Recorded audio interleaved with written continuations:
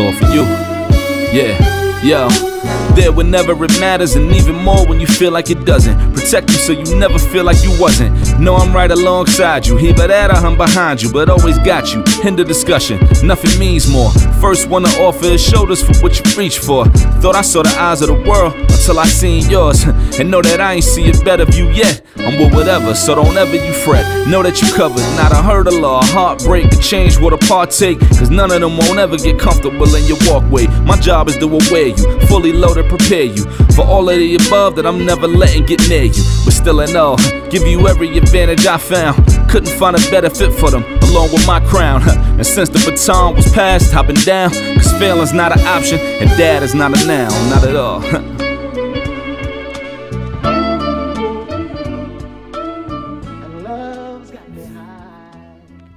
Welcome to another episode of Dad is Not a Noun. My name is Ishmael, changing the narrative for men of color and fatherhood, but it's also changing the narrative about the things I care about. And today, what I care about is my special guest today, Jonathan Marshall. He is an author, a father, devoted husband, just a man of many talents, and he's with me today to talk about his children's book, even though he's wrote many children's books, but we're going to be talking about the one children's book that he's trying to push now.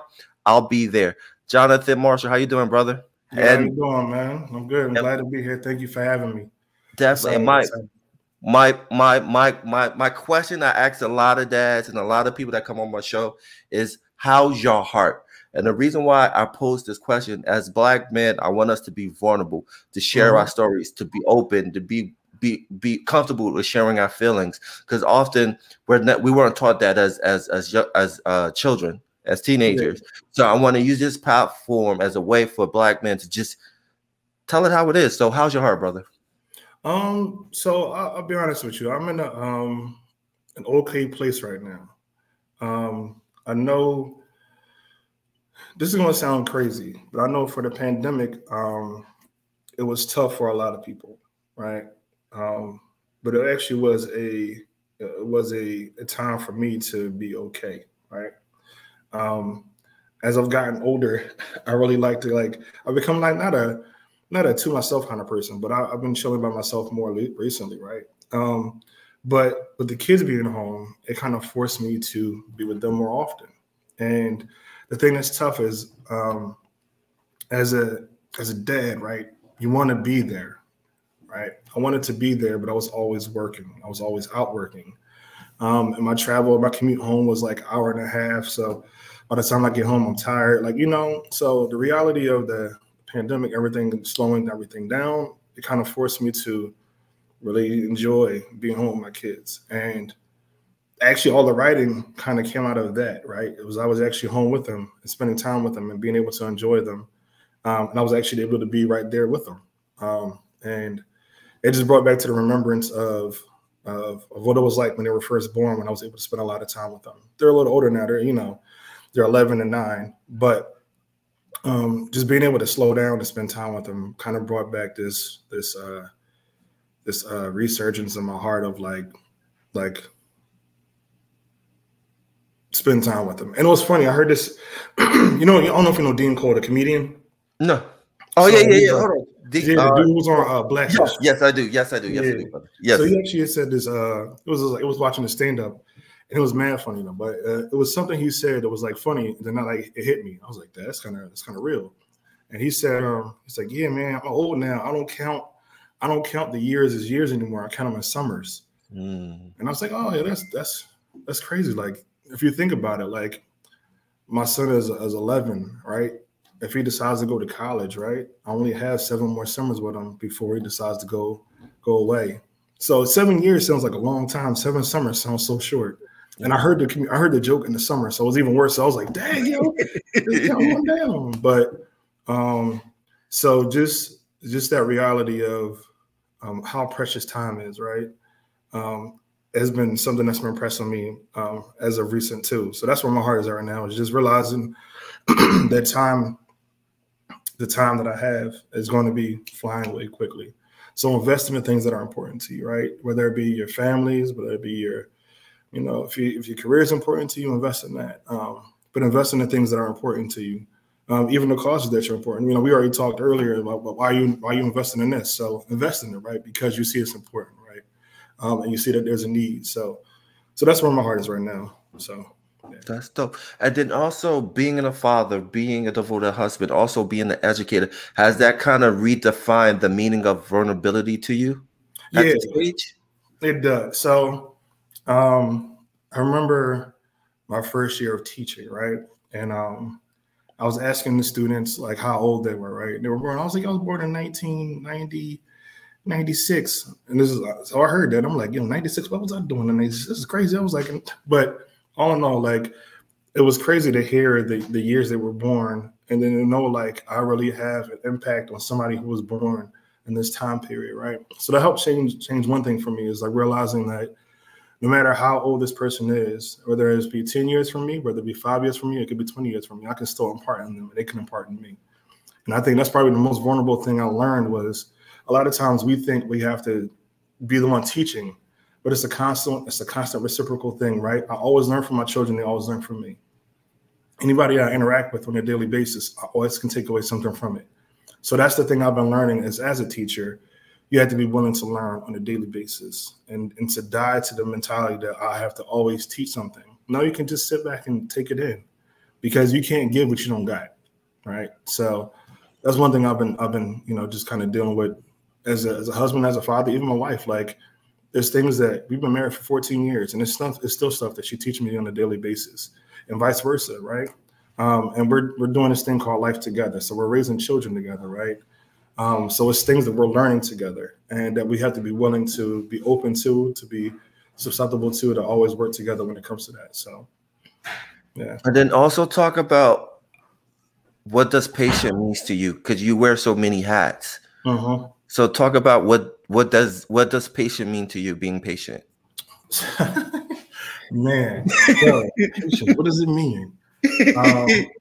Man, so I've learned to be patient. So I used to teach at a school where students had special needs, right? And that is actually what helped to build my patience, right? Is to help me understand, like, this student is doing this thing, but they may not understand why they're doing it, or they may have another reason to why they're doing it. So don't get mad. Don't get upset. Don't get upset. Don't go to the far end of the spectrum, because you have to understand that they may not know. Be patient with them. And being patient with those individuals help me to be patient with others, right? Because the reality of the situation is they're human beings just like anybody else is. It's just that they can't voice it like we can. They're dealing with stuff just as much as anybody else is dealing with things. They may voice it differently, right? They may not say it, but they'll show you in different ways. So working with that population really helped me to be patient with others, and even my children. Like, if you have children, they'll help you. They'll build your patience up. So, but I think the thing is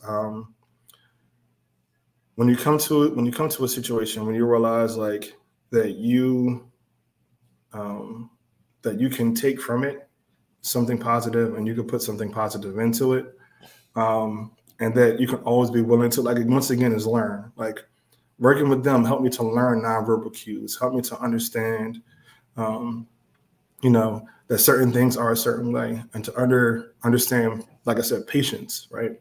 And it's usually not until you are interacting with those who are, you would quote and say, like, I don't use the term broken, right? But those who may not have or may not be in the situation that you're in will teach you the most patience, right? Because it's against the resilience piece. Like, building up resilience, something has to be there to, like, push against you to build your resilience. So that's really what I think kind of built it. And then, of course, being married, patience. As you see, my hair is thinning. Yeah, so, I see. There you go. So my patience went to going like this all the time. I had hair, man. I had hair. I'm not lying. But no, so I was like, what do I want? Patience or hair? And here we are. So that's true. That's true. But the reason why I post those two questions, because I think one of the greatest storytellers, which you are a great storyteller when it comes to children's book, is you have to be vulnerable and you have to have patience. Yeah. And that those two words are very vital to a storyteller. And that leads me into the book, I'll Be There, because those two words kind of represents I'll be there. So talk about the book, I'll Be There. So the book actually came from a conversation with my son, right? So all the books actually, every book that I've ever, written, right? That's even stuff even on the works, right? They all come from like, it'll be something I snipped from a conversation. So one time, my son got hurt and he was trying not to cry in front of me, right? And I was like, why are you not trying to cry in front of me? Like, what's going on? He said, well, Daddy, I've never seen you cry before. I was like, oh, dang, man. Like, no, I cry too, man. He's like, oh. I said, don't worry. I said, when I cry, I want you to be there when I cry, right? I want to catch you. You want to catch me? Since I caught you crying, you got to catch me crying. And it was just that idea of being vulnerable in front of my son and letting him know, like, I know the world is big. I know a lot goes on in life, right? But I got your back. Don't feel like you can't approach me. I'm not a superhero. And even if you do see me as a superhero, just know I'm still here to protect you no matter what. So it was just a reminder that I had between myself and my son. It wasn't like the intentions of going out and making this something that was something bigger than what it actually is now, which is amazing. But it was actually just a conversation that I had with my son. And then what happened from that was I noticed, even when I read to my children every night. So as I'm going through it, there weren't any books that look like us, really. I didn't find a lot of, not even just, stories with African-American characters. There were never any like Black dads, right? There was always like bears or animals, or if there were dads, it was like, let's be honest, it was a white dad and their children. There was no intimate Black dad and son books. And just wanted to create something for my son, but then also share it with others so that other dads can share it with their sons, with their children, like not just their sons, but their children. Their granddads can share it with their grandchildren. Uncles can share it with their nephews, just to let them know, like the reminder, because it's a two-way reminder, right? So I'll be right there. It wasn't just a reminder for my son that I was going to be there for him, but it was a reminder for myself of the responsibility that I have for my son, right? And that was the importance behind it, was that two pieces, like realizing that not only does my son need to hear this, but I need to know this, to need to know that the level of importance that I have in his life, and also to remind myself of the level of importance he plays in my life and the things that I have to do, that he's always watching me, right? Like I said, he didn't, you never cried, Dad. I was like, Dad, you watch me that much to think I don't cry? So that just shows you, like, I've never done this around him. So just being vulnerable, like, once again, it's just, trying to be vulnerable around my own son to let him know, like, I'm human too. So here we are. And it is awesome, man. I'm a type of person that's all about the details. Why did you choose this to be the cover of the book? Is there a reason why, or it was just the illustrator did a dope job? You like, I want this as the cover. So I wanted this as the cover. So so every book that I have, I want to have intentionality behind it, right? Even if you like go inside the book, the pages are intentional. Even when it comes down to the eyes looking at the right, like like one thing so I'm from West Philly, right? And one thing we used to always struggle with doing was walking down the street and saying what's up and looking the man in his eye while you say what's up to him, right? So just that mentality of like let's take all of that out the way, right? Let's engage face to face, father and son. And I wanted people to see like that on the cover, like that the father and son are engaging and that this exists. So that was the goal behind it with this cover. And the illustrator is cool because the illustrator's book actually, like, personally knows my children, right? So they were in her wedding. Like it wasn't just somebody they didn't know. So they actually know our relationship personally too, from just being able to see us. So it was more intimate just in that sense, because it was somebody who I know, who knows me and knows us, You know, so this was actually written about my first son Isaiah. So so she knows our relationship. She actually like saw him when he was that age, right? So it was pretty cool. And I had hair at that time. Like she actually remembered when I had hair, so she made it when I had hair. By this time I was already losing it, but you know, so that's why it was important to me. So. No, man, and that's powerful, man. That image is powerful because it speaks a lot about representation and affirmation when it comes to us as adults as well as children, and see images like ourselves, because it just opens Pandora box of possibilities. You know, Yeah. it's like growing up and having like a black action figure, which, you know, around my age, that didn't really exist. All I had was Snake Eyes. He was about as close as I He was close, right? He was black. So about as close as I'm gonna get to it. So right, no, but it's facts. But that's the reality, and what you're doing is amazing. But just talk about the importance just reading to your kids. Yeah, because you see that more and more now than you did before. So just talk about that connection, that bonding time when it comes to reading with your kids. Yeah, so it's cool. Like, so my mom always made it a point when I was young to always read to me. And that was just, you know, our family, you know, is big on that, right? Even now it's funny, like, you know, my wife's families, they're big on education, you know, my family's big on education. Like, you know, half of us are teachers, right? Or in the education field. So education was big, you know, big in general. But just the aspect of, you know, understanding, you know, the science behind it, right? The psychology behind reading to a child and helping their cognitive ability to increase. That was, you know, that was one piece. Right. But also the intimate aspect, right? Like combining the aspect of just sitting down and embracing your child for a moment in time and taking the time to enjoy it. So it wasn't even, you know, I try not to look at it about the more so about the aspect of them being able to you know, to learn to read better, which is awesome. Like there's a plus to it.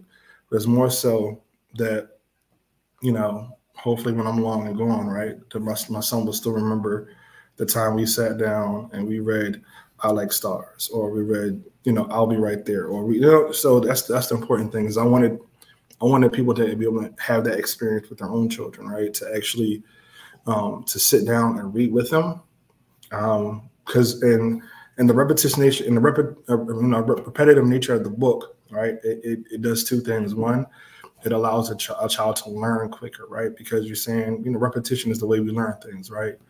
But it also is like a reminder of, once again, I as a person, if I'm repeating this to you, this is like my promise to you. And same thing, if you're repeating it, you're reminding yourself like, oh, this is what Dad promised me.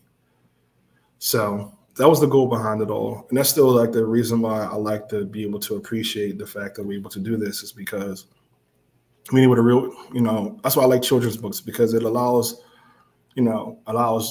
parents or even grandparents or just anybody just a moment just to say, slow down world, slow down everything that's around us, and let's just sit down and enjoy this moment together. So that was the biggest thing for me. So, but also talk about that different vibe of reading a book that you wrote than reading a book that somebody else wrote. Talk about the different vibe between the two. So so I'll tell you quick fast. One of the coolest ramifications from it. So my son's actually started writing her own story. It's actually going to come out this summer, which is pretty exciting, right? Okay. But it does a few things for them, right? It builds their self-esteem, right? Because they see themselves in the story. They know that this is like each child has their own book dedicated to them, so they know like this is my book, right? I'll Be Right There is for Isaiah, you know. Does It Rain Food is for my daughter Gabriana, you know. Me and my kazoo at the zoo is for my son Elijah. They all have their own books, so they see themselves because the characters are specifically based around their images. So they see themselves in the books, one. And then two, just being able to like laugh about things, right? Because we're pulling back stories, or we're looking at something in the book, or we're quirky, we're weird, right? So we'll like point to something in the book that we'll like notice that we didn't notice before, or just being able to like have them read it too, right? And the cool thing is because once they get to the repetitive nature, right? rhyming books are the best thing for a child to learn, to help them start reading, because, you know, what happens is when they say it over again and over again, they remember it to the point where they may not be reading it. They're just going from memory, but they translate that reading into actual, that memory to actual, like the memory of reciting it to actual reading. So that was the cool thing about it, is like being able to like do that with the children as well. So have them see themselves, have them enjoy the fact that the story is about them, that they have something that is theirs long after I'm gone, that this is their book that's dedicated to them. And then, you know, it's just cool to be shared with other people. But so I'm glad everybody else is enjoying it, but it was really just for them to understand, like, this is how much I see important in you. This is how much I invest in you by investing in this. So, yeah. And I love what you're doing, brother, is you're creating generational wealth in the form of reading, and making reading a habit in your family home. Yeah, and the goal is not even, you know, it first started out as my home, but the goal is to you know, encourage others, right? Like, it's been cool going on the process of how many people have reached out and like, oh, that's pretty cool. Like do it for yourself. Like, do it. We as people have so many gifts and skills and things that we have, right? That we just sit on because we doubt ourselves and we doubt our abilities. And it's cool where if somebody reaches out, now I have a chance to like pull that out of them and hopefully help them to lift them up, right? And that's one thing that, you know, it's tough to say, but a lot of times in our communities don't happen. Yeah. Right? I was watching, I forgot what interview it was, but they were talking about like the crabs in the bucket thing, right? And they say, you know, the reality of it is why is there a bucket? Yeah. And that's the reality, right? Is, you know, if you're going to talk about the crabs in the bucket mentality, just to destroy the bucket. So my goal is to try to destroy the bucket and say like, all right, I can't do what you do and you can't do what I do. Or if we can do the same thing, it doesn't matter. Let's utilize it and lift each other up. So my goal is like to try to take this and like, you know, encourage others to do it. If I can help you do it, whatever, let's do it. So, because, you know, it's not just, you know, financial generational, you know, wealth, which is, you know, something that's cool, but it's also something that your children can take with you. It's a different mindset that they can have, right? Now moving forward in life, that they'll view things differently, right? Because my father or my mother or whoever saw the importance in me to do this, I'll have the importance to do this in somebody, you know, for somebody else or even my own children. So, yeah. So it's just the idea of investment, right? Like, really, if you really like, I don't know if you invest, but like, if you really think of something is important, you're going to invest in it because you want to see a return out of it, right? So the return for me is like, you know, I invest in other people because I want to see the return of them actually getting the fruits of the things they've been working on to be fulfilled. So, yeah. And it's powerful, man. And I appreciate you for jumping on, man. How can people find you? So website coming soon. So it's www.wrotebyjohn.com. That'll be like within the next couple of weeks. But right now you can find me on Instagram. You know, the Wrote by John. It's Jon. And then you know, Facebook, the usual. So Facebook is I'll Be Right There book. If you're looking for me. And or you can email me as jmarsh, JMARSH, arts, ARTS @gmail.com. So if you have any questions, feel free to reach out and I'll answer the best I can. Dope, man. All those, everything is going to be in the description below. And then also, will we get like an audio version? I didn't hear you. Are we going to get like an audio version? Audio version? That's in the works too. That's in the works too. So I want to, I'm trying to figure out if I want to do like an audio / like visual with the audio. So I'm still working on that right now. So it's in the works. So I will say one thing is cool about self-publishing is being able to control how you do things. The tough thing about self-publishing is learning how to do things. So it's a process, but it's coming. All right, let me know because I know some people in animation. So if you want to, we'll talk. Oh, so do I. That's cool. That's one thing we know some people, right? We know people. We know some people. That's all I'm gonna say. We know some people. Yeah. So behind the scenes, if you wanna, we'll talk. But again, thank you again, everyone. Thank you for watching. That Is Not a Now. We're out. Subscribe, all that good stuff. We're out. Peace. Peace.